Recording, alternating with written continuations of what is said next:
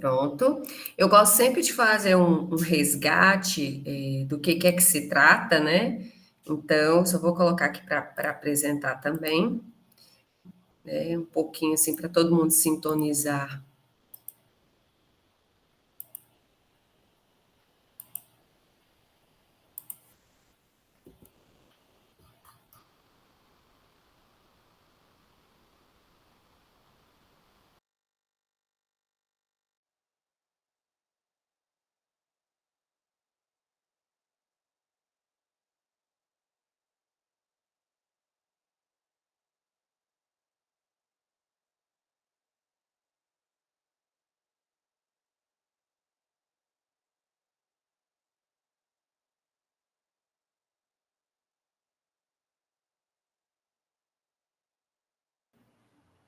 Boa noite, pessoal.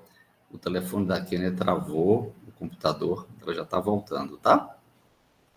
Parece que ela caiu. Espero que ela não tenha machucado. É, verdade. Espero que não machuque. Voltei. Voltei é o nome de um livro, é esse mesmo, não? É Ou isso Isso, mesmo. muito bem. Procede. Tudo é conectado. Tá tudo junto, Tá tudo junto. não é? Pronto.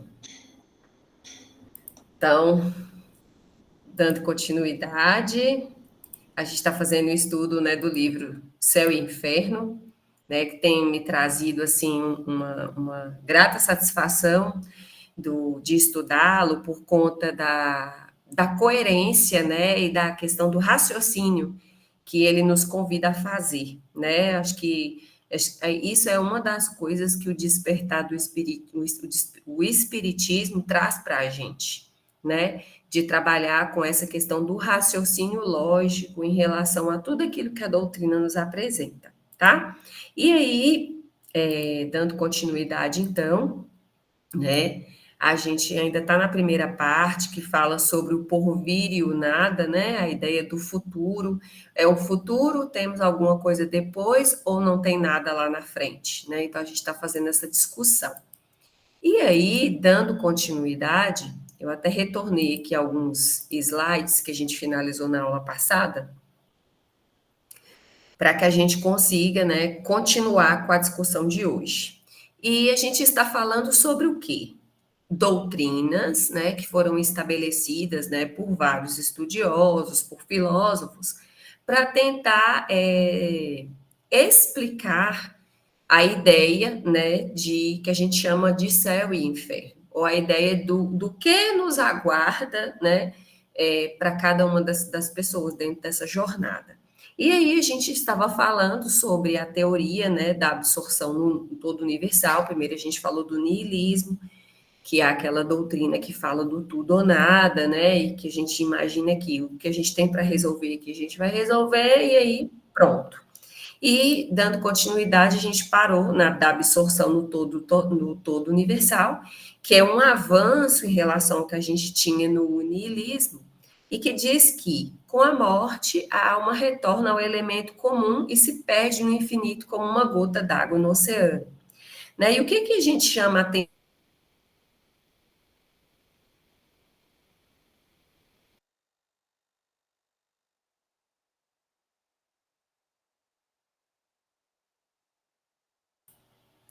Peraí, viu, gente? Hoje está daquele modelo. Mas já estou voltando. Pronto. Então, essa doutrina, ela é sem dúvida uma coisa que é adiante a questão do puro materialismo, né? Porque ela já admite alguma coisa além do nada, né? A gente já vem refletindo sobre isso, que a gente enxerga que não tem razão de ser a gente avançar tanto, procurar tanto um progresso e uma evolução, para no final não acontecer mais nada. Isso não ser aproveitado em nada, né? Mas ela considera o quê? Que o homem, né, seria mergulhado em nada, né, ou num reservatório comum, e aí perderia essa sua individualidade, ou seja, né, perderia até a sua existência. E aí, nesse momento, a gente vê que as relações sociais também são rompidas. E uma das coisas que a gente entende, que a gente foi feito, né, para dar, ter razão a nossa existência? É o conviver em sociedade, é a gente provar que a gente está se tornando pessoas melhores junto desse convívio, né? Ter a oportunidade de estreitar esses laços e de finalizar ciclos pelos quais a gente, né, vem tendo de acordo com a nossa existência, né? E aí é aquela pergunta que ficou. O essencial para o homem é a conservação do seu eu. Sem isso, que lhe importa ser ou não ser, né? E eu até expliquei sobre a questão dessa escadinha, quer dizer, ao longo da sua jornada, você vai conquistando determinadas competências, habilidades, né?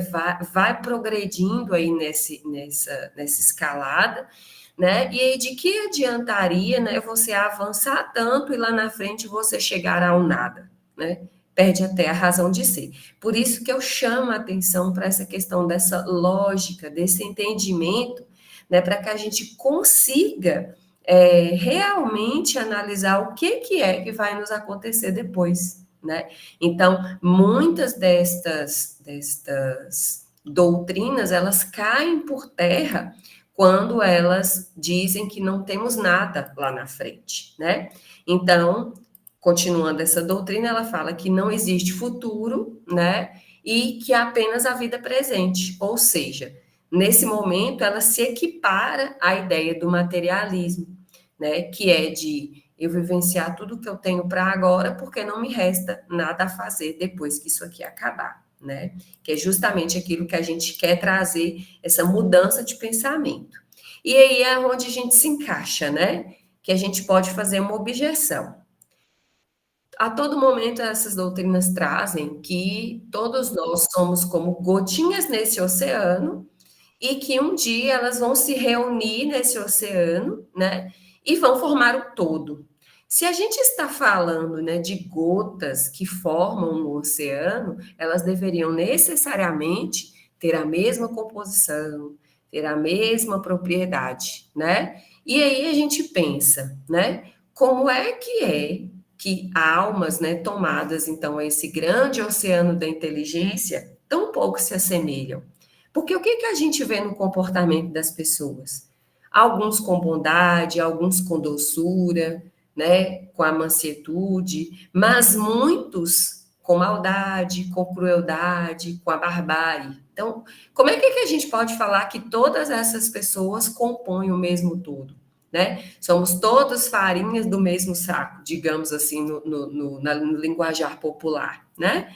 Como é que podem sermos tão diferentes, né, entre cada um de nós e dizer que a gente forma um todo homogêneo? Tá vendo como falta, assim, um pouco de lógica nesse entendimento? Né? Eu poderia falar que eu sou uma pessoa igual aos demais, sendo que cada um de nós tem uma particularidade, tem uma qualidade, uma habilidade, né? Uma personalidade, e cada um de nós tem algo a aprender, né? Diferentemente do meu irmão. Certo? Então, essa é uma das principais reflexões que a gente precisa fazer dentro desse contexto. E aí, a gente chega numa próxima doutrina, né, numa próxima tese que foi colocada, onde fala que é o panteísmo. O panteísmo ainda soma o quê? Que considera que o princípio universal da vida e da inteligência constitui a divindade. Ela quer dizer o quê? Que não existe diferenciação entre nós e Deus, né?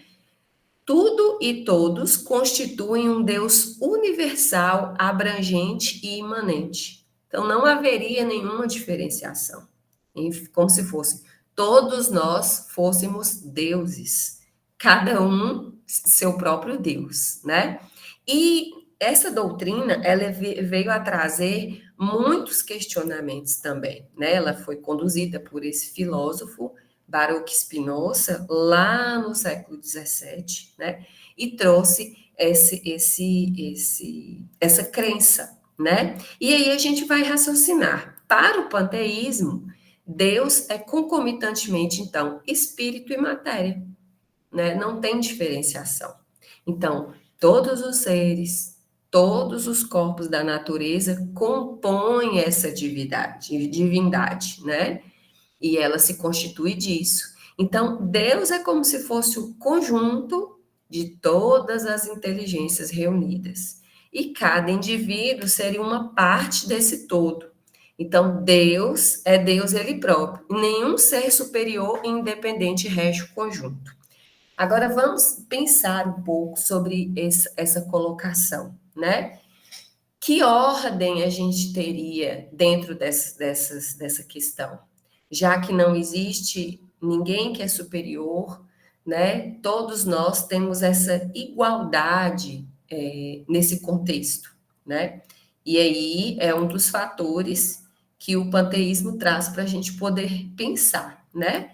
O universo é como se fosse o quê? Uma imensa república sem chefe, ou antes, onde cada qual é o chefe com poder absoluto. Será que daria certo, pessoal? Ele até traz esse exemplo de uma imensa república sem chefe, né? Será se todos teriam condições de agir, né, com a ideia do bom senso? Olha, a gente sabe o tanto que nós somos ainda muito pequenos nesse entendimento. Por que a gente precisa de leis? Por que a gente precisa de normas? Justamente porque cada um de nós ainda não consegue, né, fazer bom uso desse bom senso, né? Agir com a ética, agir com a moral, né? Muitos de nós ainda precisam disso, né? Hoje nem tanto, mas imaginemos nós lá naquela época de Moisés, quando foram estabelecidas aquelas primeiras leis, né? A gente pensa assim, nossa, era uma brutalidade sem fim, então as coisas eram muito mais grotescas.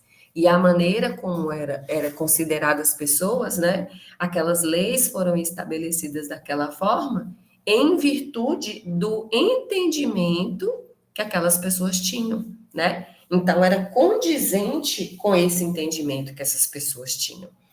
Hoje a gente já vê que o homem já evoluiu, né? A gente já tem um avanço nisso daí. Mas mesmo assim, a gente ainda incorre em muitas fraquezas, né? Em muitas fragilidades, né? Já não era para a gente estar num tempo mais de estabelecer que a gente não pode matar, né? Que a gente não pode fazer covardia. E a gente vê isso todos os dias, né? Então, daí vem essa pergunta: como que um todo perfeito, né, seja, analisando pela lógica do panteísmo, como que um todo perfeito ele pode ser formado de partes tão imperfeitas que ainda tem necessidade de progredir? Olha para vocês verem, né? Então, dessa forma, é como se cada parte deve ser submetida à lei do progresso. Inclusive o próprio Deus deveria progredir. Então, ele seria antes, assim como nós, um ser imperfeito. Então, convido novamente, a gente já coloca por terra, né, mais uma tese que iguala esses seres. Então, a gente vai entender que a gente vai ter uma supremacia, uma inteligência muito maior, né? Até com uma justiça muito maior em relação àquilo que a gente é, né? Então, traz aí para a gente fazer essa reflexão, né? E pensando, eu até coloquei esse desenhozinho do quebra-cabeça para a gente poder raciocinar em cima disso. Como pode ser esse ser imperfeito, né? Formado de ideias tão divergentes, ter a capacidade de conceber leis tão harmônicas. Aí a gente vai pensar em tudo aquilo que foi colocado por justiça divina para cada um de nós, né? Ter a capacidade de criar um universo, de conceder a todos nós, né, a inteligência, a condição do estudo, de buscar a sabedoria, para que a gente possa legislar dentro dessa nossa jornada, né? Como é que poderia esse ser imperfeito conceber essas leis harmônicas, leis admiráveis de unidade, ou seja, ela pode ser aplicada a qualquer ser humano, né? E justamente para mostrar que todos nós somos fraternos, né? Somos irmãos, né? E de uma sabedoria e previdência que poderia reger o universo, né? Então, aí, se a gente parar para a gente poder pensar, né, quando você para friamente e começa a pensar na natureza, em tudo aquilo que nos acontece, a perfeição como isso acontece, né, ao nosso redor, e a gente vê que qualquer desequilíbrio que é provocado é sempre por obra, né, nós humanos que fazemos mau uso desse conhecimento e mau uso dos recursos que nos foram dados, né? Então, nos foi dado tudo, inclusive a liberdade de como agir. Então, se hoje a gente faz coisas erradas, eu destruo a natureza, eu não uso bem aquilo que me é colocado, eu tenho consciência disso, né? E eu tenho livre-arbítrio para poder fazê-lo ou não fazê-lo, né? Então, a gente sabe quando a gente tem alguma coisa que a gente está fazendo errado, né? A gente sabe disso. Então, a gente tem a consciência, o que é mais grave, né? Esse é que é o detalhe. Então, além disso, sendo cada alma parte integrante dessa divindade, como foi colocado, né, pela doutrina, deixa de ser dominada por um ser superior. E aí, por que é preocupante isso? Ela não vai ter qualquer responsabilidade sobre seus atos, né? Já que ela é um Deus supremo, como todos os outros, então cada um legisla em causa própria. E teria cada um a sua soberania. Então, não teria o interesse algum na prática do bem, se ela poderia praticar o mal impunemente, né? Então, ela teria toda a razão e todas as vontades seriam atendidas. Então, aí é que a gente vê que se faz necessário existirem essas leis, né? Que é o que a gente até fala, que são as leis da natureza, aquelas leis que servem para todos nós, enquanto seres humanos que estamos aqui em evolução, e elas são necessárias para o nosso entendimento, né, e para o nosso desenvolvimento. Então, é pensar que nós, né, na nossa pequenez, nunca teríamos condições, né, de agir como a gente age hoje, de ter tido essa capacidade de ter toda essa criação, né? Então, está muito além do nosso entendimento e da nossa capacidade, né, de absorver e entender que a gente teria capacidade de criar coisas tão maravilhosas como o mundo que a gente tem, né, para a gente poder usufruir e fazer bom uso disso. Então, o que a gente está diante, né? Então, analisando todas essas teses que a gente passou, que nenhum desses sistemas satisfaz nem a razão e nem as próprias aspirações humanas, né? Não condiz com a lógica. Então, eles sempre decorrem de dificuldades que eles não conseguem superar, né? A gente vai ver que são falhas, né? Elas não são perfeitas, né? A gente não consegue sustentar essas teses, né? Pela própria lógica da nossa existência. E são impotentes para resolver as questões que elas levantam. Então, falou lá atrás, a gente é uma gotinha dentro de um mar e todo mundo é igual. E aí a gente pensa, somos mesmo todos iguais? A gente tem a comprovação de que isso não é verdade. E seria, mais uma vez, injusto, né? Que é o que ele quer trazer aqui, quando ele fala aqui. Se a lógica, pelo que a gente já demonstrou, está nos conduzindo à individualidade da alma, né? Cada um, como diz na doutrina espírita, você, segundo você mesmo, vai nos apontar essa questão aqui, ó, né? Em relação a essa individualidade. A sorte de cada um deve depender das suas qualidades pessoais, ou até a ausência delas, né?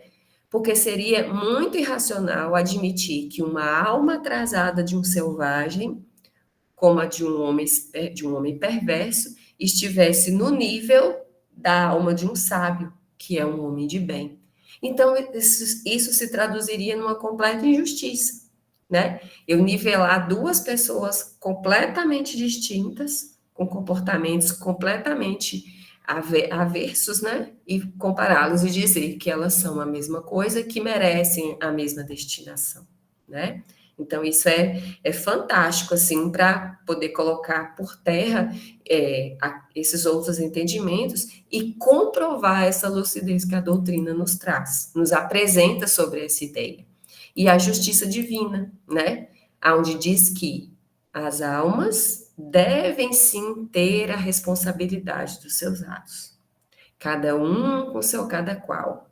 Lei de ação e reação, causa e efeito, né? Então, para cada coisa que eu faço, eu tenho uma reação que é proporcional àquilo que eu estou provocando, né? Se eu estou provocando algo bom, a tendência é que eu tenha uma resposta também positiva, né? E a gente sabe que ela é sempre na sequência daquilo que eu resolvo. Então, que é a reflexão que a gente chama as pessoas, se eu não estou satisfeito com aquilo que me acontece hoje, né, é porque eu fiz alguma coisa que não está correta lá atrás. Então, se eu quero resultados diferentes daqui para frente, eu preciso rever o meu comportamento agora. E ó, que ainda dá tempo, né? Então, é esse repensar que a gente precisa fazer. Então, as almas devem ter a responsabilidade dos seus atos, mas para haver essa responsabilidade, é preciso que elas sejam livres na escolha do bem e do mal. Então, não tem ninguém que nós vamos ser como se fosse um teatro de marionetes, né? Por isso a importância do livre-arbítrio, né? Para que eu realmente coloque como minha responsabilidade, a escolha também é minha. Então, eu assumo a responsabilidade daquilo que me acontece. Porque se não tivesse o livre-arbítrio, haveria a fatalidade, né? E com a fatalidade não coexistiria a responsabilidade. Então, fica claro, né, que o porvir, aquilo que eu defino na minha jornada lá na frente, está totalmente relacionada com aquilo que eu estou provocando agora, né?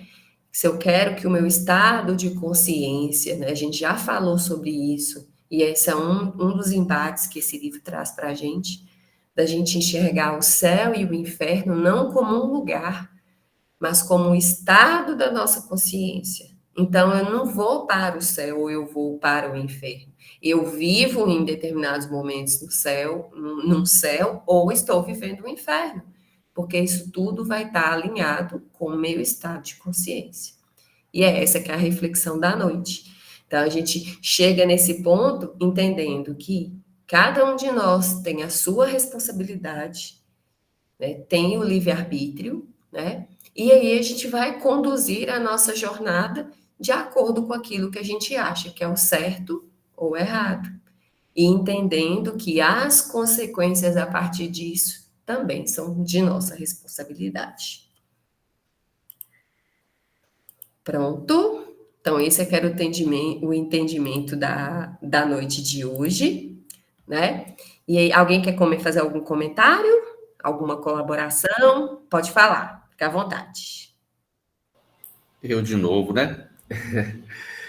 Porque me fez a sua fala me fez lembrar uma época em que a gente estava eu conversando com um pastor de uma igreja evangélica, acho que até comentei uma vez com você, mas eu me lembrei aqui agora, e exatamente quando você acredita num Deus perfeito, e a maneira com que é colocado a crença de algumas igrejas, tanto a própria igreja católica como algumas igrejas protestantes, eles colocam como se o anjo tivesse rebelado, né, por causa da inveja, e isso sempre me trouxe um descontentamento, exatamente em acreditar que Deus falhou na sua criação, né? Esse é um ponto, ou seja, Deus criou anjos que fossem capazes de ter inveja. Ou seja, então será que os anjos de hoje que permaneceram não teriam também a probabilidade de também se adoecer e voltar a ter inveja e criar uma nova rebelião? Você sabe que isso não existe, né? Então, e a outra é que se ele criou anjos, por que criou nós, então, seríamos seres de segunda linha, né? Porque se ele criou anjo, por que iríamos criar imperfeitos? Então, várias religiões, elas mantêm firmemente esse pensamento e às vezes não param para refletir que isso não condiz com o que é Deus, né? Esse ser supremo de infinito amor, de infinita bondade, né? Esse Pai criador de tudo, que é perfeito. Então, na sua perfeição, não poderia ter ele falhado na sua criação. É só para corroborar um pouquinho com o que você está falando aí. Não, foi excelente. E aí a gente entender que, como se diz, né? Se hoje ainda não somos esses seres perfeitos, mas a gente está em processo, né? Então, um dia, como diz a música lá, né? Um dia todos nós seremos anjos. Então, a gente ainda tem a chance de alcançar esse espaço, né? Tudo vai condizer com aquilo que eu vou fazer na minha jornada, né? Então, tem E a chance. música fala assim, vamos trabalhar, trabalhar E e acreditar. acreditar. Exatamente. Daqui pouco tempo, espera-se, viu, Breno? Com certeza, que tomara que seja pouco tempo. Então, é a gente entender realmente o tanto que Deus é bom para com cada um, né? De conceder essa oportunidade, né? De dar mais uma chance, mais uma vez, mais uma vez. E a gente vê o tanto que a ideia da reencarnação e a gente entender que a vida continua demonstra, né, essa caridade divina para conosco, para que a gente possa alcançar essa evolução, né? E, quer dizer, ele sempre acredita em cada um de nós nessa capacidade que a gente pode ter de chegar um pouco mais à frente, né, dentro dessa jornada. Então, vamos finalizar, né? Eu vou só parar a gravação aqui.